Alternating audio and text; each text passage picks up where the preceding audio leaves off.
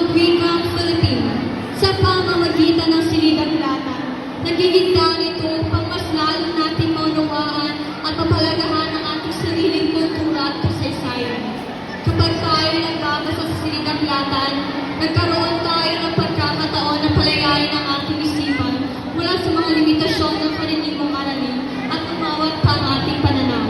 Kaya sa buwan ng wika, naway natin gamitin ang wikang Filipino, hindi lamang sa pagkikipag-usap, kundi bilang susi ng halaman at umunlad sa loob at labas ng sinidaglatan.